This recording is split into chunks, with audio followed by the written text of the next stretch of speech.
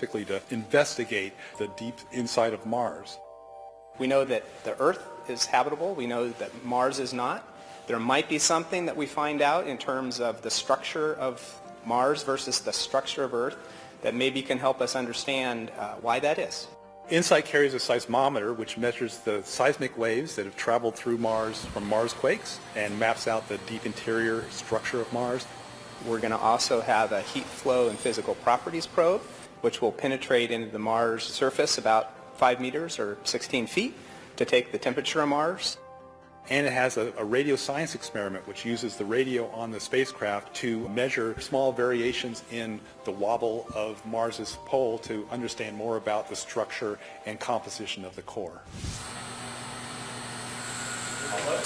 InSight will be the first mission to pick instruments up off the deck of the lander and place them on the surface of Mars.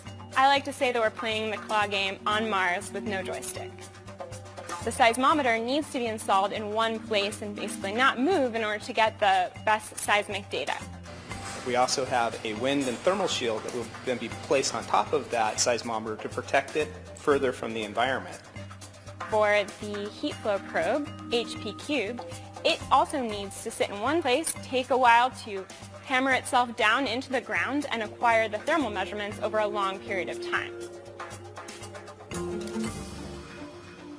InSight is a mission to Mars, but it's much, much more than a Mars mission. In some sense, it's like a time machine.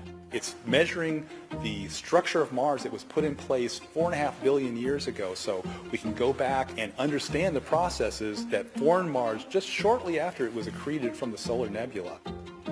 By studying Mars, we'll be able to learn more about Earth, Venus, Mercury, even the Moon, even exoplanets around other stars.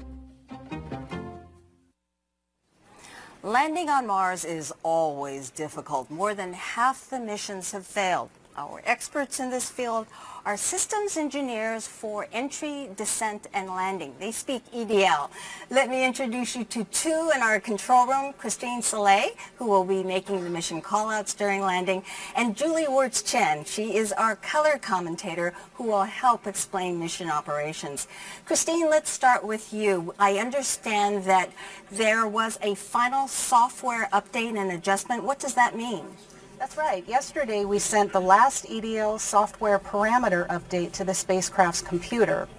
This update told the spacecraft exactly when it will hit the top of the atmosphere and also fine-tuned things like when to deploy the parachute.